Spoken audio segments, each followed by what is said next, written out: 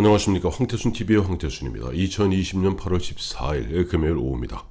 오늘 오전에 대한민국 정부는, 문재인 정부는 9개 부처 차관 및 차관급에 대한 어떤 인사가 있었습니다. 이 9명 중에서 8명은 흔한 얘기로 전문, 직업 공무원, 전문 관료 출신들입니다. 대부분 보면 1급 상당의 자리를 갖다 지금 무난히 수행을 했고, 그 공을 인정받은 탓인지 모르겠습니다만은 어떤 거기서 차관, 정무직인 차관 내지 차관급으로 다 승진, 발령이 난 것이죠. 근데 유독 이 9명 중에서 8명은 행정고시 내지는 기술고시 등을 갖다가 패스한, 어떻게 보면 각 부처의 엘리트 관료들입니다. 그 9명 중에 한 사람만 보면은 그런 무슨 고시를 했다던가 기술고시를 했다던 것이 아닌 그런 사람이 딱 한 사람이 있더라고요. 누구냐니까 바로 최종건 외교부 1차관입니다. 최종건 외교부 1차관은 2018년 9.19 남북 군사 합의의 주역입니다. 지금 우리 보수 우파 쪽에서는 대한민국의 군대를 갖다가 완벽하게 당나라 군대로 만들어버리는, 무능한 군대로 만들어버리는 그런 그야말로 반역사적, 어떻게 친북적 그런 합의가 9.19 남북 군사 합의다라고 비난하고 있죠. 근데 이 9.19 군사 합의 할 때 보면은 물론 사인은 송영무 당시 국방부 장관이 사인했습니다만은 북한과 어떤 물밑 대화 내지는 이런 협상을 통해서 9.19 군사 합의라는 반역사적 그런 합의서를 갖다가 도출해내고 이끌어냈던 주역은 바로 최종건, 당시에 청와대 국가안보실 산하에 보면은 군비 담당 비서관이었습니다. 최종건 씨는 1974년생이에요. 그 나이가 지금 46입니다. 연세대 교수 출신이고요. 이 최종건 씨는 2017년 문재인 대선 캠프에 합류하면서 바로 청와대로 들어와서 청와대 국가안보실, 정의용 당시 국가안보실장 밑에 보면은 비서관으로 이제 일을 하게 되면서 앞서 말씀드린 대로 9.19 남북 군사 합의라는 반역사적인 합의를 이끌어내는 주역이었죠. 그런데 외교부 1차관이란 어떻게 보면 굉장히 우리 외교부에 있어서 사실 장관은 강경화 장관 원래 그 양반이야 보면 좀 죄송한 표현입니다만은 어디 장시경 장관 비슷하죠. 실제 외교 1차관은 굉장히 중요합니다. 외교 1차관이라는 것은 우리나라 예전에는 2005년까지는 외교부에 차관이 하나밖에 없었는데 2005년 문재인 정부에서 외교 1차관, 2차관으로 분리합니다.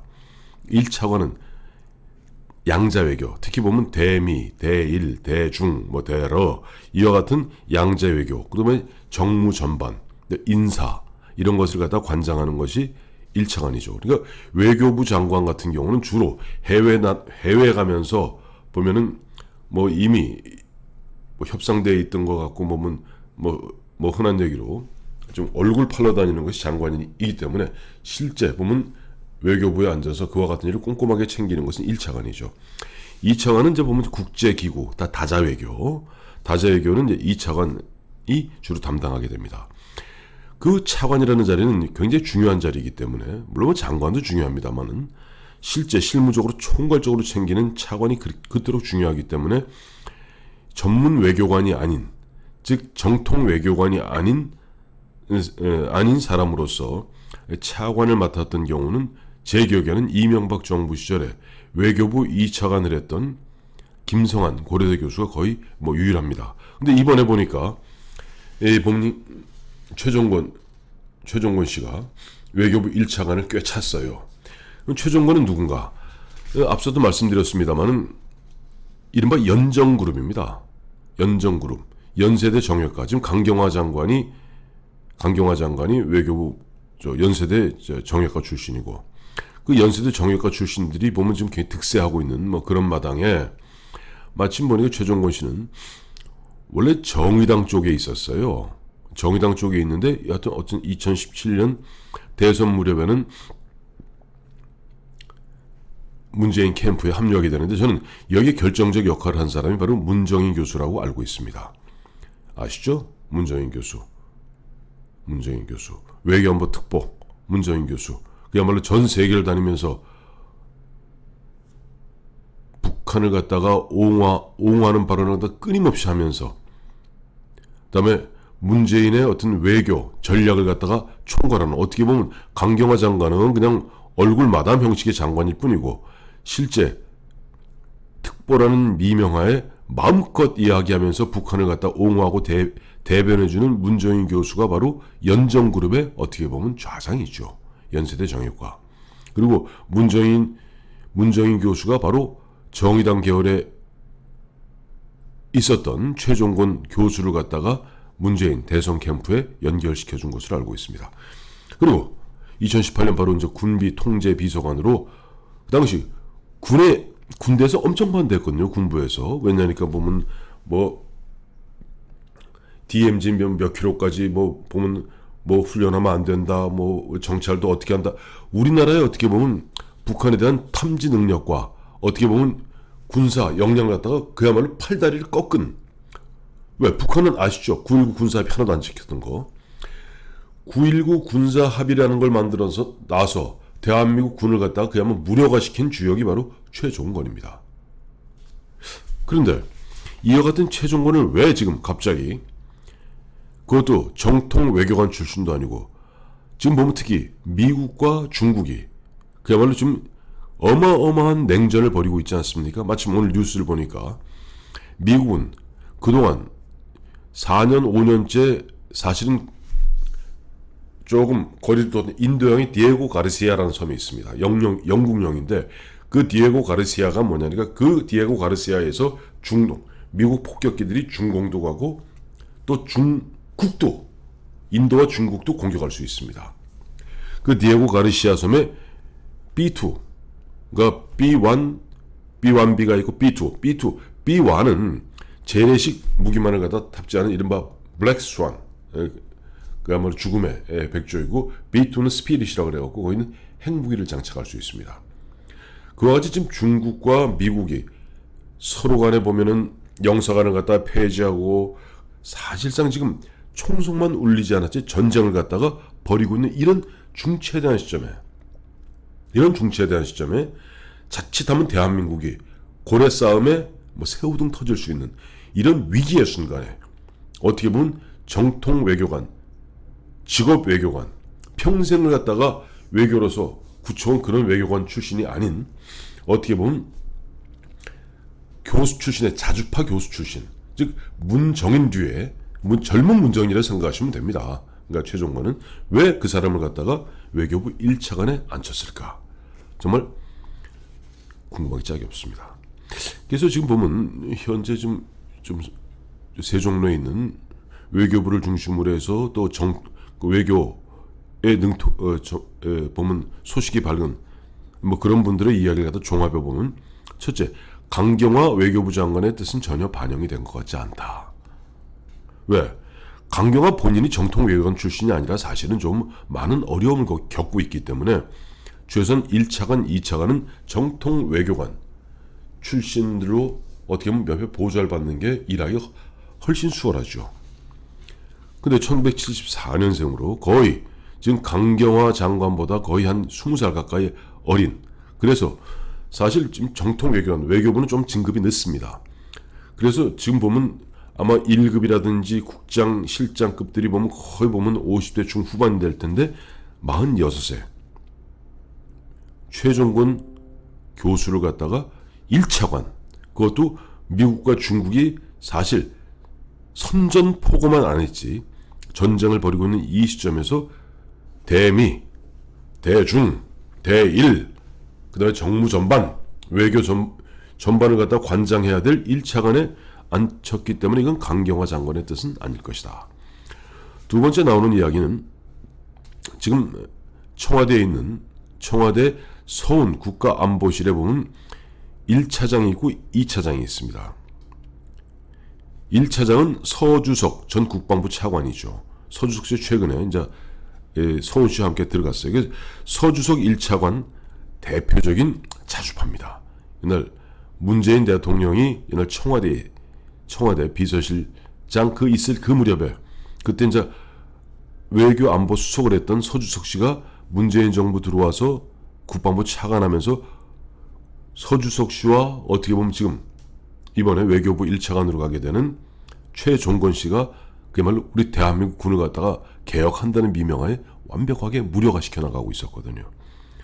그래서 1차장으로 지금 보면 국가안보실 1차장으로 서주석 씨가 있습니다만은 최근에 보면 문재인 대통령의 귀염을 한 몸에 받고 있는 사람은 김현종 2차장입니다.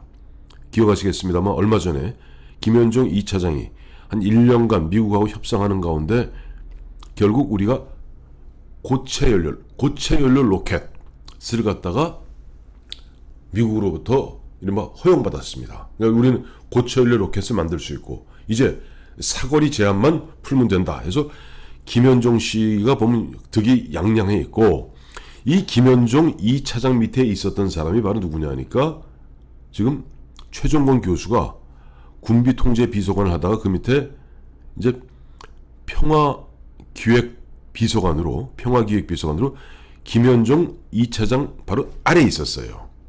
왜? 김현종 2차장은 수석급이거든. 있었는데 사사건건 충돌했다는 말이 이미 파다했습니다. 왜냐하니까 김현종 씨는 미국하고 싸움도 합니다만 기본적으로 미국에서 흔한 얘기로 검정머리 미국인이에요. 뼛속 깊이 친밀합니다. 김현종 씨는.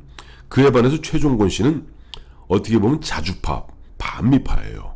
그러니 김현종 차장과 그 밑에 최종건 비서관이 맞을 리가 없죠. 사사건건 충돌했고 뭐 그런 가운데 사실은 한 달여 전에는 최종건 비서관이 연세대 교수로 복직하기 위해서 사표를 냈다는 보도가 나오기도 했었습니다.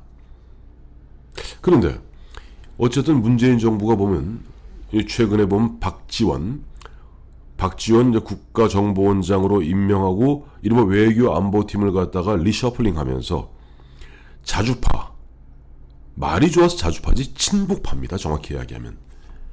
를 대거 전진 배치했던 거예요. 자, 박지원 원장 밑에서 실제 국가정보원의 예산과 인사를 총괄하는 것은 박선원 기조실장입니다. 대표적인 반미파죠. 전두환 정부 시절, 50 정부 시절에 아마 이 박선원 씨 아마 무슨 문화원인가 급습하는데도 일익을 담당했던 박선원 씨 대표적인 반미파입니다. 서주석 씨 마찬가지고요. 그런 가운데 최종건 외교부까지도 이른바 좋게 이야기하면은 북한파라고 그러고 나쁘게 이야기하면 반미파라고 그래요. 그러니까 정확히는 친북 반미파들이 드디어 통일 외교안보 통일부 장관은 이인영 씨니까 완벽하게 장악한 겁니다.